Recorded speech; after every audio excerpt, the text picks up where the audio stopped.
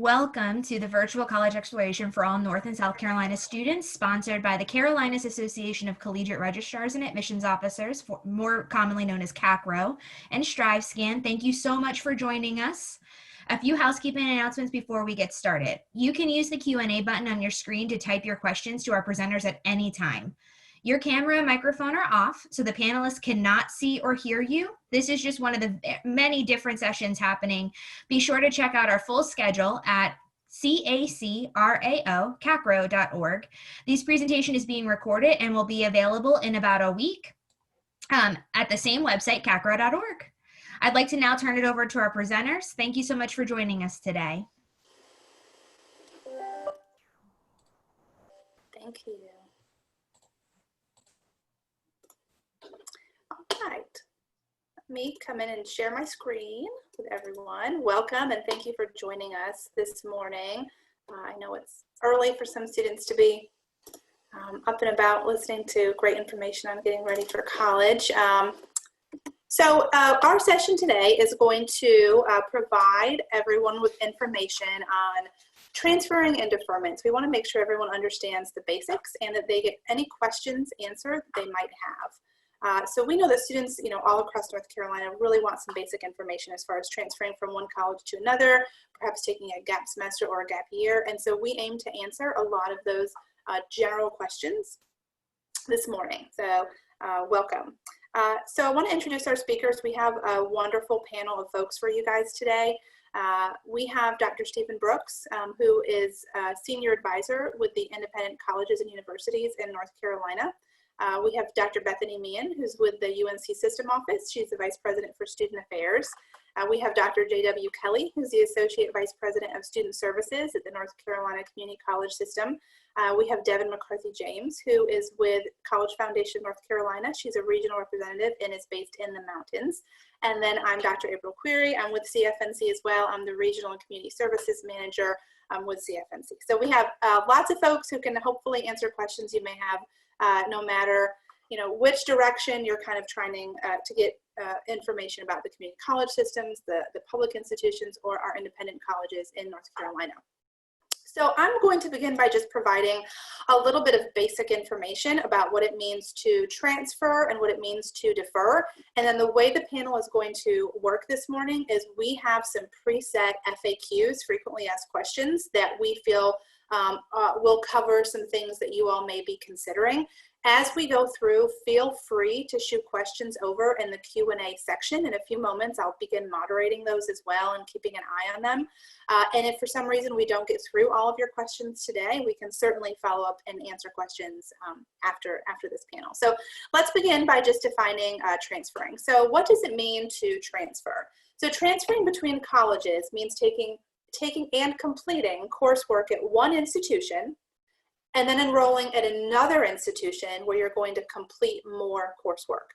The goal of a successful transfer is to make sure that you receive credit for the coursework that you've completed at a previous college. And that does entail sometimes asking some questions and making sure you're doing all of the right things as you go through. So let's make sure we understand what deferment means. So what does it mean to defer admissions? In some instances, including kind of what we have going on now with COVID or whatever your personal situation might be, you may wish to delay enrolling at a college where you have been given and accepted an admissions offer. So an institution has given you an admissions offer and you had said, yes, thank you, I'd like to come to your school. But something has happened where now you're thinking that you may have to delay that. And so you may take what we refer to as a gap semester or a gap year to kind of put that admissions request or offer on hold. Please know that the policies regarding deferment vary by college, but we're going to try and answer some general questions that you may have today. So let's begin by talking about our deferment. So frequently asked question number one, circumstances around COVID-19 or other circumstances that you may have caused you to consider deferring your admissions offer. What do you need to know about this possibility? and how might this affect your financial aid? And so what we're going to do is go through and let everyone in the panel respond to these questions. And again, if you have other questions as you go through, feel free to shoot them over in Q&A. So we'll begin with Dr. Brooks. If you want to take, and I'm just going to go by who's on my screen first, guys. So if you want to take it and kind of offer what you think, you know, folks may need to know about possibility of deferring. And Dr. Brooks, you're still muted. The story of 2020. Thank you very much. I appreciate the opportunity to be here representing the North Carolina Independent Colleges and Universities, which are 36 institutions in North Carolina. I think that really planning now to defer from an admission, let's say you're admitted for the fall of 2021, planning now that you're going to defer that perhaps is a little premature, but I think it's important to understand what it means. You know, once you're admitted for fall of 21 and then you decide that you don't want to enroll, at that point would be the time, I think, to contact the admissions office at the college to which you've been admitted. A couple of things to keep in mind: if you apply for financial aid for the fall of 2021 and then you do decide to defer, you might need to reapply for aid. Certainly you would if you deferred for a whole year, possibly even if you defer for only one semester. If you were offered a merit scholarship and then you decided to defer, once again, that's something to discuss with the admissions office when you're investigating deferral, and they can advise about the scholarship. Let me see if my colleagues have something to add or modify of what I just said.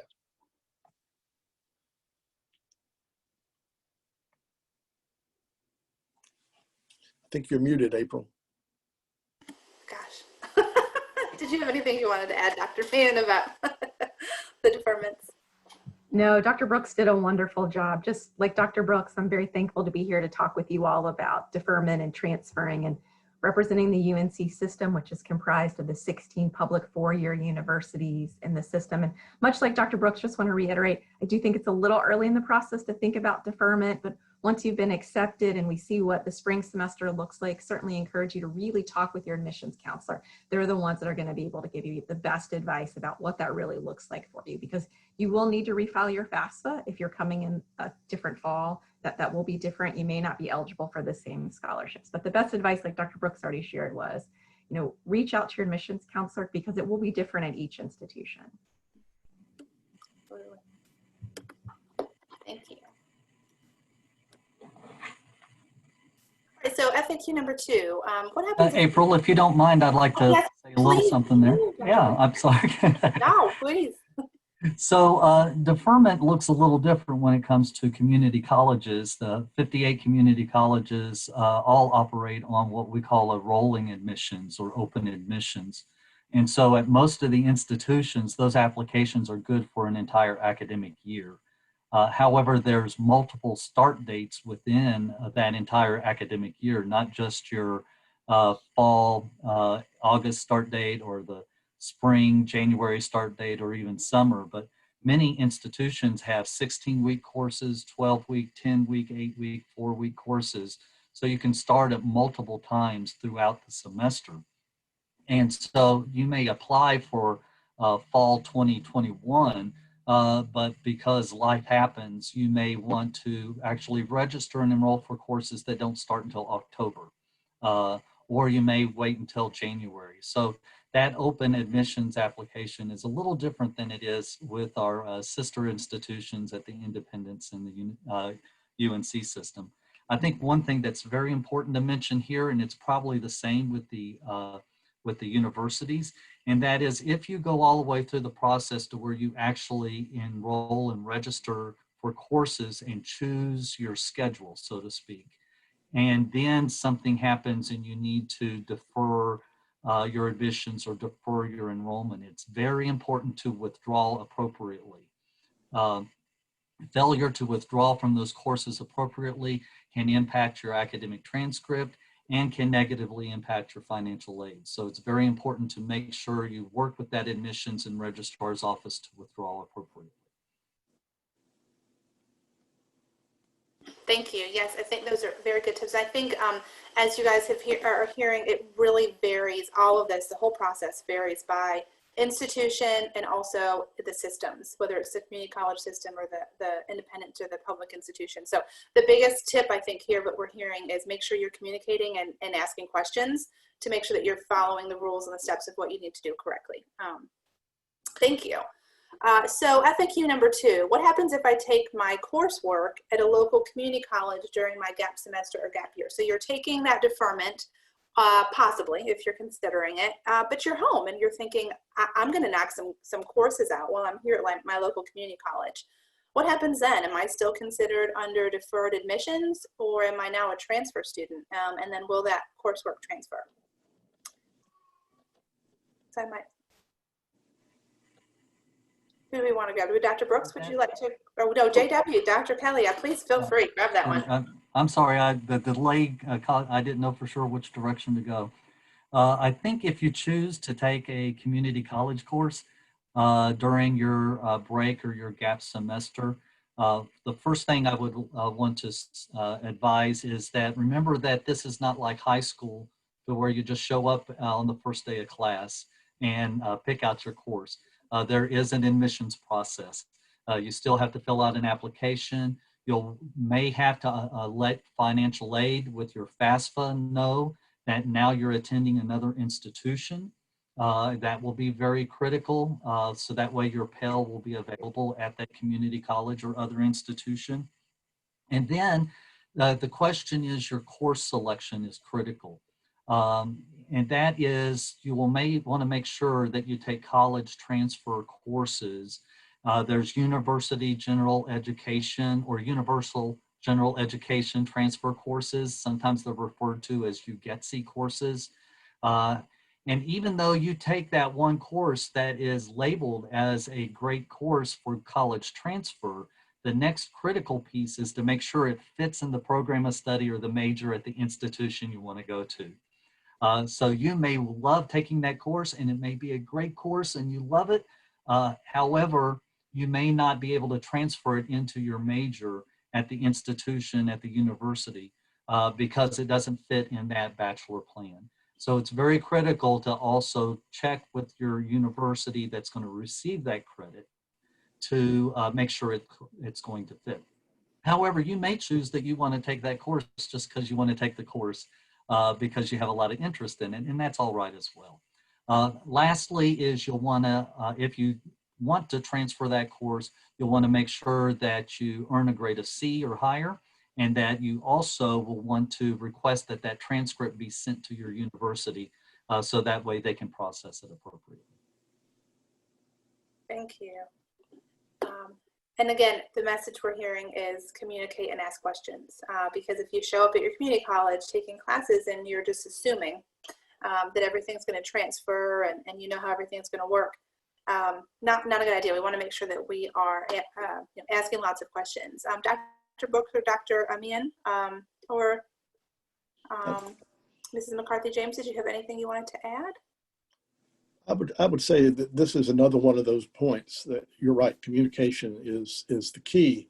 And again, if you are thinking about deferring, after you are admitted somewhere at a four-year school, I think then you would contact the admissions office. And while you're talking about how to defer, you should ask the question, if I take courses somewhere else from, let's say remotely, virtually, how do I make sure that these courses are what I would be taking as a freshman at the institution and that they will transfer back. So again, I think it's a little premature to do it until you've been admitted and then decide to defer, because fall of 2021 is still a pretty long way away.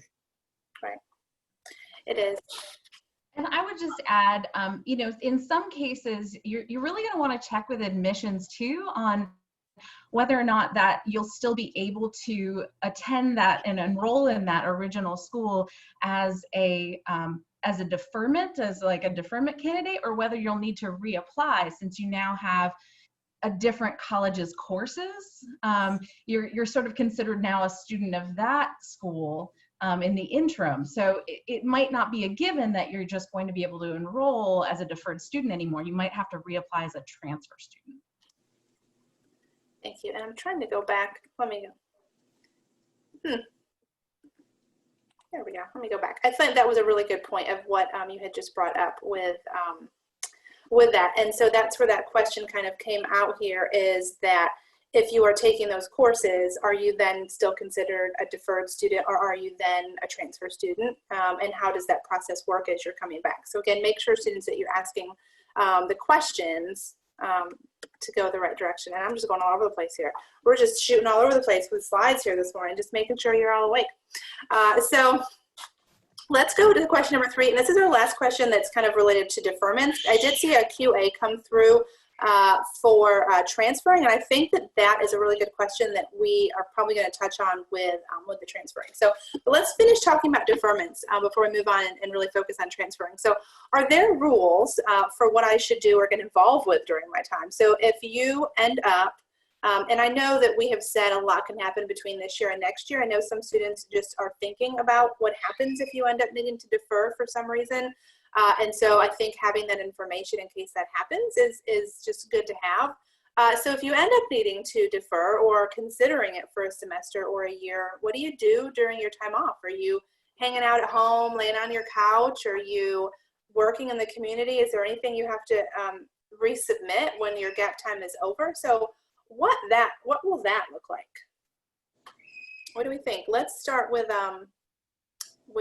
Dr. Brooks. I see you're unmuted. So what do you think? What needs to happen?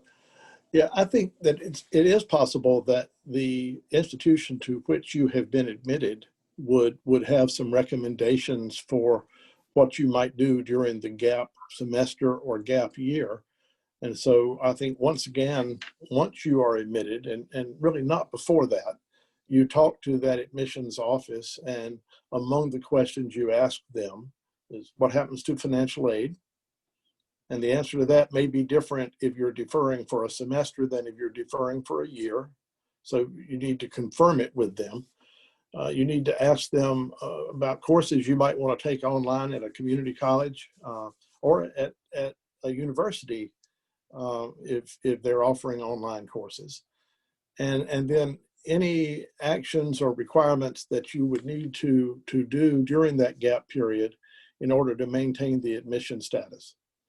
And so essentially, I think when you're deferring, you are making a contract with the admissions office regarding any number of things. And as Dr. Query said, the more you communicate with them and get that contract fleshed out, the better off both sides will be. Yeah, a very good point. And I want to summarize deferments before I move on and talk about transcripts. Dr. Meehan or Dr. Kelly or Mrs. McCarthy-James, did you have anything you wanted to add about deferments, about this slide, or anything related to deferments before I move on? Okay. I just want to make sure that we're summarizing, because I think it's important we do this in the classroom too before we move on to the next thing, is when we're talking about deferments, this is, I know we have some students that graduated from high school last year and perhaps are deferring this fall.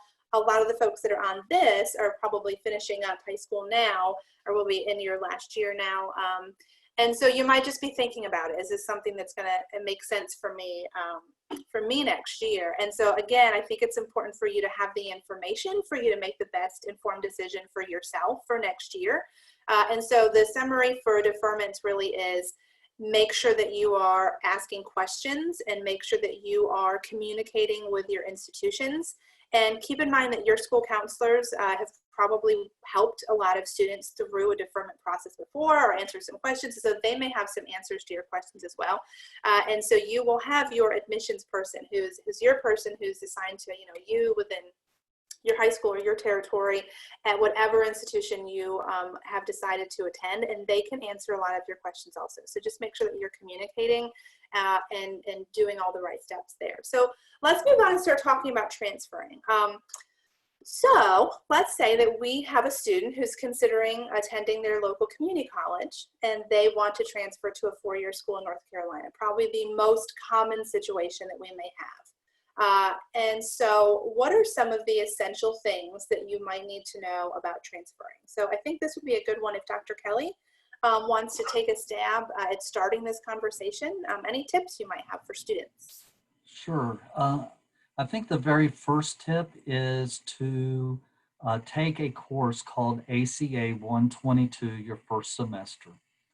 That course, the outcome of that course is to help you, one, choose a major for your university, two, identify different universities that have that major, and then third is look at the bachelor plans at those universities so you know that you're taking the right courses at the community college to transfer to the university. So that ACA course, ACA 122, it doesn't sound like a fun course to take. It doesn't sound like anything exciting, but it's critical because it highlights the partnership between the community college system, the independent colleges, and the UNC system schools. In fact, I know Dr. Main may talk about this, but the UNC system has great resources online to help students transfer from the community college to their selected university. I think the second thing to make sure that they really make sure they do, and that is to understand that it's different to be accepted into the university and being accepted into the major that you want. And so it's very critical to get down into the major level conversation and talk to that department at that university that you want to go to make, because they may want a specific history class or a specific economics class. So again, conversation is very, very important. The last thing that I'll say with that is a lot of our innovative high school students, early college, high school, middle college, or our career and college promise students, you need to remember that your college courses are not on your high school transcript.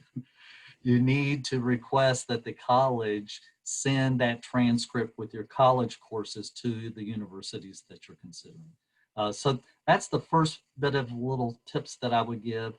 The biggest thing is talk to people, get advice. Absolutely, and that ACA class may also give you an opportunity to meet other students who have also transferred, or that are in the same process as you, that you can talk to about things. Thank you. Anyone else want to chime in on this one? Yeah, I don't know if Dr. Mann wants to go first, or then I can go. Your choice. Okay. I want to make sure I mention that we have 36 independent colleges and universities across North Carolina, and one of those is a junior college or a two-year college. So you can think about that as an independent community college, if you will. It's primarily college transfer oriented. It's Lewisburg College. And they would probably shoot me if I didn't mention that.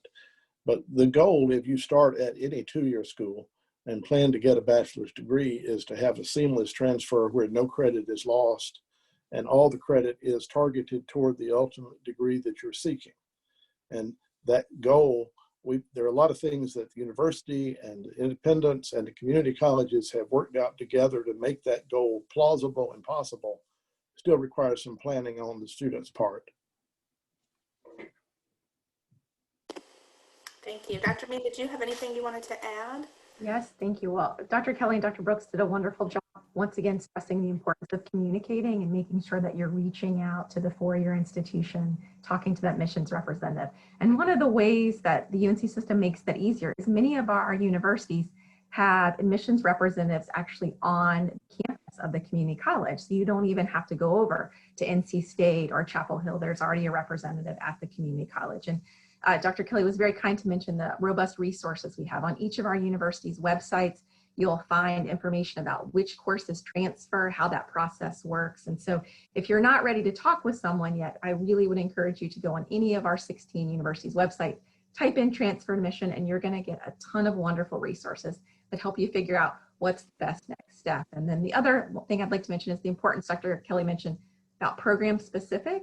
It's really important. You need to sort of have an idea of what you want to do, but I also want to highlight that if not every course transfers, that's fine, especially if you're passionate about it and you want to explore it. I mean, that's part of going to college is exploring classes. So if not every class transfers, that's okay too. as long as you feel like you got something out of it, it's helping build your academic profile and your portfolio. So I think those are the big three things. Thank you, Dr. Query.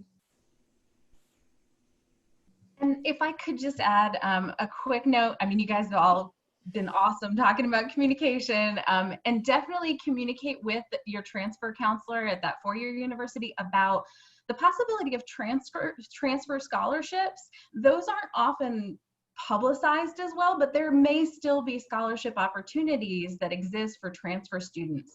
So definitely make sure to mention that when you're having those conversations with a transfer counselor.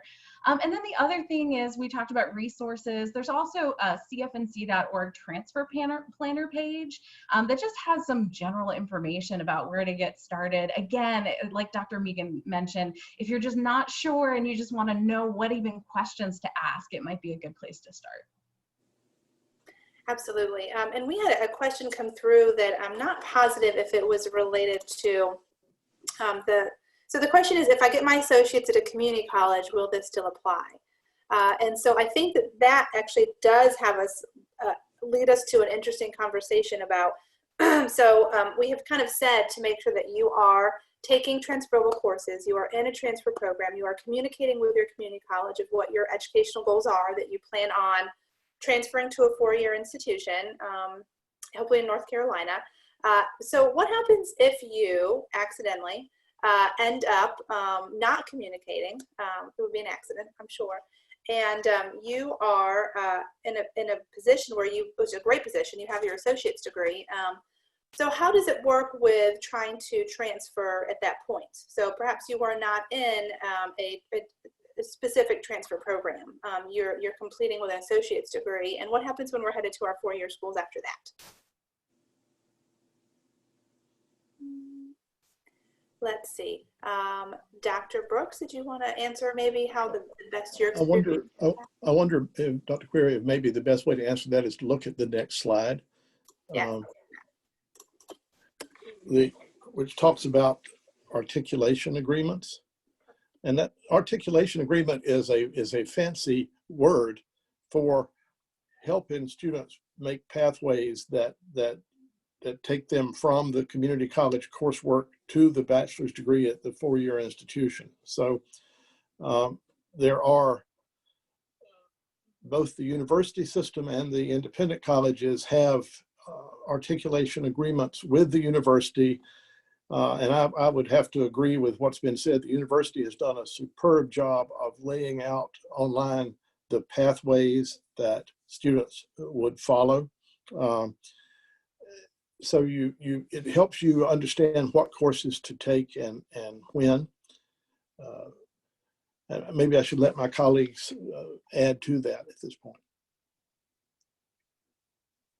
That's wonderful, thank you. And that was a perfect, seamless transition into the next topic, the transferring and articulation agreement. So perhaps as students, you've heard that term, or you're seeing this for the first time and you're saying, I've never heard that in my life.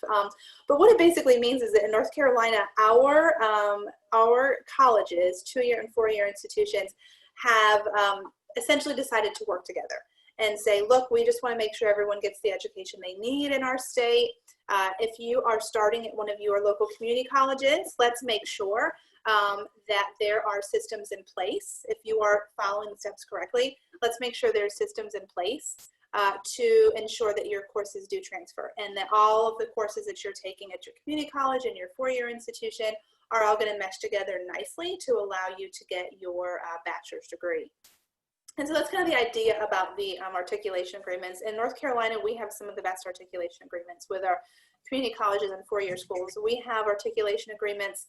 We have a really basic one that is just kind of from community college to our four-year institutions. And then we also have, you may know, even within your community, we also have local articulation agreements with a specific community college and a specific four-year school. And so that happens as well. And we'll talk about that 2+2 programs maybe in a minute. So while we're talking about the articulation agreements, let's see, Mrs. McCarthy James, what do you think as far as the students? What are some of the things that they've talked to you about, and who do you talk to at your high school if you want to get more information? Absolutely. You know, school counselors are an awesome resource. They may not know every single program that's out there across the state and sometimes across the nation, but they've usually been around long enough and worked with enough students to know of some specific pathway transfer programs and things like that that they might be able to turn you on to, especially if you know them pretty well. They can, kind of understand what your goals are and maybe turn you on to a specific program in a specific area. College advisors are also really great for this because they have gotten very recent up-to-date training on this. And so if your high school has a college advisor, please use them as an excellent resource. They do college 100% of their time. So that can also be a really great resource. And then I would just say, in terms of making those decisions to transfer or to defer, no matter what you're thinking, it's really helpful to have that neutral third party to just talk it out with and weigh those pros and cons and really help you to make a detailed plan and find those resources to help you make that plan. Absolutely. And then Dr. Kelly, what about from the community college side? If they're thinking about these articulation agreements, is there someone they should talk to on their community college campus about this, or who do they get more help from? I think in the high schools, one of the best resources for those institutions that have it available, beyond what Devin's already talked about, and that is your career coaches. Many of the institutions have career coaches in the high school. And I know Dr. Main may want to talk about some of the resources they have in the high schools too. And so I would suggest that that is a great person to talk to, is your career coach. And then most counselors at the community college are very well versed on the articulation agreements. So I'd like to pitch to Dr. Main about maybe the Carolina Advising Corps. Sure. Thank you, Dr. Kelly. Yes, the Carolina Advising Corps is another great resource, like Ms. McCarthy-James mentioned. They're in the schools with you. They do college 100% of the time. They're there to be that neutral third party and help you explore lots of options. And much like Dr. Kelly shared, our admissions representatives at our universities can help you too. They can talk with you about these 2+2 programs. So when you go to the 4-year college fair and talk with them about this is what I'm interested in, they might say, oh, you could start right here. Or if you prefer, we have a partnership with Craven Community College and you could do 2 years there and then come here for 2 years. There's lots of reasons students select 2+2 programs. And so I'd encourage you to explore those. There's some cost savings there if you're not ready to move out of home yet, you want to stay there. But we are very proud of the wonderful articulation agreements. I forget how many we have across the system between the community colleges. I don't know, a lot. But there's a lot of great opportunities because we appreciate that partnership, right? And I'm sure Dr. Brooks could share the same thing. But I know we've said this like 20 million times, but communication, right? I feel so, we've given you really bad advice, but really that's the most important thing is you need to reach out to talk with your high school counselor and then reach out to someone at the 2-year or the 4-year institution. Thank you. Yeah, the biggest thing again is communication. And so you need to make sure that you are following the steps that need to be taken to reach your educational goals, because that's what we're all here to do, right? Is to make sure that you as a student get to where it is you want to go. And so your school counselor, your career coach, your college advisor, no matter who you have on your campus to help you with that, or if you have Gear Up or whatever your program is, they're all there to help you with this. And most of these folks, really all of them, know all of this basic information about the articulation agreements, how to transfer, what a 2+2 program is. And that's a great option as well. I've heard from students various reasons why they may participate in a 2+2 program. Perhaps, one institution is closer to home and then you want to kind of spend the second 2 years somewhere else. Or sometimes we'll have students that are in an institution, finally, you're picking your major. And so you have the option, hopefully, that your institution that you're at offers that. If not, you can seek more information about transferring to another 4-year institution, because that also does happen. So hopefully that helps you all that may be thinking about transferring in that manner. So when you're thinking about your transfer options, we've talked about this a little bit already, but who specifically? So if we have a student on here that's thinking, okay, I think this is what I want to do. I have my local community college. Who do I call the community college per se to make sure I'm doing all of this correctly right at the beginning? Dr. Kelly. So most community colleges, as we previously mentioned, have a transfer counselor or transfer advisor. But I would also talk to your department chair of whatever program you're interested in. Because a lot of times they have a personal connection with their counterpart at the university. And so they may know of some nuances that maybe the counselor does not know of. However, we've talked a lot about education and transfer. The end game, though, is you want to land in the career that you want to land in. And so there's different paths to get to that career goal. And there's no necessarily right or wrong path. It's what best fits for you. So for example, I think nursing is a great example. And so a student may want to start with a community college and go into a registered nurse program. So that way, when they graduate, they have a career and they have that ADN and they can work in the field and then get into a bachelor's of nursing program. And since you have the 2+2 agreement, then they can get right into that program of study. And then they're sets themselves up to go ahead and get that master's in nursing. So, you know, that career path may look completely different depending on your resources, what you're comfortable with, your situation. And that's just one of many examples. So remember to keep that career in mind, not just the institution, but what career do you want to go to? So bottom line, though, career counselor or advisor, depending on the college, and then maybe even that department chair of the program of study that you're interested in.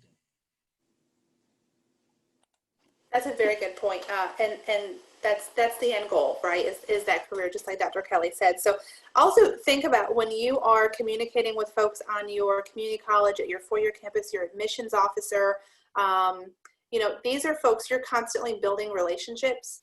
It's just a constant thing. So if you're thinking about the end goal of getting that job, you know, if you're building relationships with your community college and your FourYear school with some of those professors, some of those instructors, some of those admissions counselors, whoever it is, you know, you never know what type of information you may hear about for a job in the future. So remember that you're, you know, constantly doing that as well. So let's move on to FAQ number 7. We just have a couple more FAQs, and again, continue to send in any questions you may have through the QA format. So what if I start at a FourYear school and then I decide to transfer to a different FourYear school? I think we touched on this briefly a few moments ago, but I don't think we really dug into it. Is that the same process?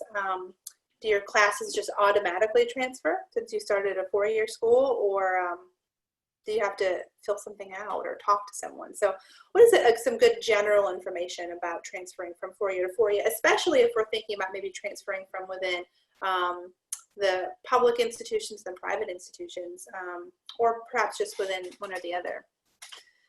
Dr. Brooks, what do you think about the FourYear transferring? Well, I think it is essentially the same process, but there are no, as far as I know, there are no articulation agreements that actually spell it out. The good news is, though, the articulation agreements that exist for 2-year to 4-year do list the courses that you would want to take.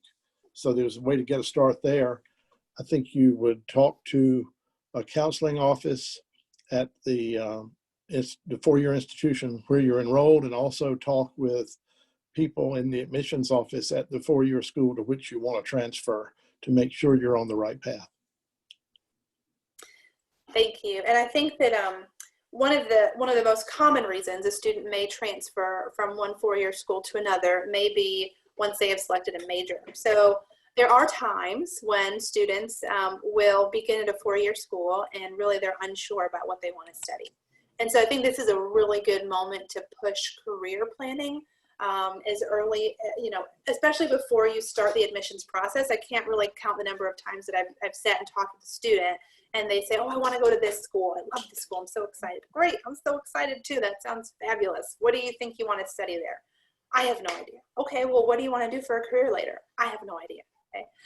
And so that's hard, because what if we get onto a college campus and we select a major and that institution doesn't offer it? So I love giving, I had an example with a student, I don't know, a decade ago.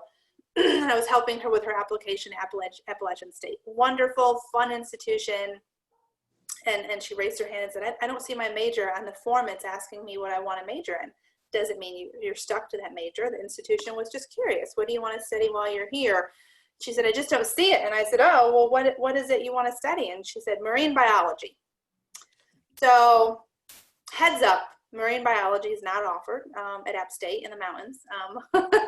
So that happens, right? Sometimes we're just excited about one thing or another and we're not connecting the dots, or maybe we haven't done our research to see what institutions offer what, or maybe you're just truly undecided and you're going to get in there and then pick a major that perhaps that school doesn't have. So doing that career planning and thought process in advance so that at least you end up at an institution. Perhaps you know you want to do something in technology, but maybe you just don't know what. You just love learning about technology. You know, you might want to look at an institution that offers a variety of technology programs so that when you do settle on something and pick, perhaps you're at the school that you are going to remain at, but you may still end up needing to transfer. So with all of that said, is there anything anyone else wanted to add about this possibility of transferring from four-year to four-year school? You know, I just anecdotally, I am one of those people. I had that experience. And so I did not know what major. I started at a private school and I transferred to a public school once I realized what I wanted to be in. And it ended up taking me longer to finish. And so I just wanted to underline that that's really the bottom line of the consequence of not doing the planning is sometimes it can cost you more time and more money on the way to graduation. I ended up doing a 5-year plan because I didn't plan appropriately. So I can't emphasize that part enough. Dr. Correa, I'd just like to add that at our 16 universities, I'm sure Dr. Brooks would say the same thing. Our admissions counselors are very well versed in this. We have students that do this all the time, so we can help you navigate the process. If you go on our websites, once again, if you type in transfer admissions, there's some resources. You can see what courses you've taken at UNC Greensboro that would apply at UNC Chapel Hill. So this isn't uncommon. This is, I think, one of the parts of the college life cycle. I took 5 years to get done because I changed my major. So it's okay that you don't know exactly what you want to do. Probably very problematic with the example that Dr. Query gave of marine biology state. Probably you can't overcome that. I can't figure that one out. But I will say to you, statistics say the average college freshman changes their major 3 to 6 times. So if you don't know right now, that's completely fine. At all of our universities, we have exploratory programs. We ask you to take a lot of different classes so you can figure out really what works best for you. But just once again, want to say that our admissions teams at all of our universities, not just in the system, but independent and community colleges, want to help you with this process. They know what your academic goals are. They want to help you get where you need to be. So don't feel uncomfortable saying, I think I started at the wrong place and I want to go somewhere else. They've heard that a million times and they're really there to help you. Absolutely, thank you. And I think with the admissions counselors and your school counselors, there's not a question that you can ask that they have not heard. Everyone has heard absolutely everything. And your admissions counselors there are truly there to help you get into an institution that's a good fit for you. And so if you're talking to one of your admissions counselors through this CACRAO process with the virtual panels like this or the information sessions, and you're going to find, that they want to help you through this process and get you to your goals. I think we have one more FAQ, but we're low on time. So I definitely want to make sure that we answer the question that came in. So if you decide to go to community college and then transfer to a 4-year school to get your bachelor's, can you also minor in something at that same school while you're getting your bachelor's? So if you're a transfer student, is there a minor option? Thank you. Well, maybe Dr. Meehan, with the 4-year publics, what's the? Certainly there's that option. You'd have to sit down and talk with your advisor. You'd have to figure out how that works in your schedule. Devin had mentioned earlier, it might take a little bit longer, but we encourage students to have a minor so that you can explore something else that you're interested in. Just be careful. Sometimes minors are 15 to 18 hours and you want to see how that fits into your overall academic plan and graduation. But your advisor would be happy to talk with you about that. And, I think about, I went to college a long time ago, but I used a lot of my English minor in what I do now. So I encourage you to think about minor. So that was a great question. Thank you for raising that. And we have very limited time. So with the reverse transfer, is there someone who wants to take maybe a 30-second stab at what reverse transferring means? I'll jump on that real quick. So with reverse transfer that's basically a safety net. We all know that sometimes there are times where you may have to take a break when you're in your university. And so if you started at a community college and you almost got done with your associate degree, you finish up a couple of courses, you can send those courses back to your community college, get that associate degree. So if life happens and you have to take a break, you have an associate degree to fall back on. Plus, there's a lot of research that indicates that if you earn your associate degree, you are more likely to complete your bachelor's degree. So completing that associate degree can be very helpful in both of those situations. Absolutely, thank you. I just want to encourage you once again with deferments and transferring. If you need help, your school counselor and your college advisor, career coach, whoever it is on your college, high school campus, at your high school, can help you through that process. Virtually, I'm sure they're used to helping students right now as we go through. And so make sure that you're asking the questions. And I think that's the moral of today is there's lots of paths to get you to your educational goals and to get you in the career you want to be in. You just have to make sure that you are asking questions. It's a lot to remember all of this and to make sure you understand how to defer and how to transfer and 2 + 2 and 4-year to 4-year. It's a lot. And we all understand that. And so we love being asked the questions. We want to make sure that you're following the steps correctly and that you're getting to where you want to be. So I just want to thank everyone, Dr. Brooks from the North Carolina Independent Colleges and Universities. We have 36 wonderful schools to choose from. So thank you for joining us today, as well as Mrs. Devin McCarthy from College Foundation and Dr. J.W. Kelly from the North Carolina Community Colleges in North Carolina. We have a lot of community colleges to choose from, and you have one in your own backyard, I'm sure. And Dr. Meehan, who's with the UNC System Office. We have a lot of four-year public institutions, again, probably in your backyard to choose from and to get your educational goals to your goals and where you want to be. So thank you all for being here with us today. Thank you, facilitators, and thank you, students, for joining us and any other community members. When you close this window, there will be a link to a very quick 4-question survey. We'd appreciate any feedback you can provide. Also, this was just one of many sessions being hosted, so be sure to sign up for additional sessions at CACRAO.org, CACRAO.org. In about a week, you'll be able to find the session's recording, as well as all of the other session recordings at CACRAO.org. Thank you so much.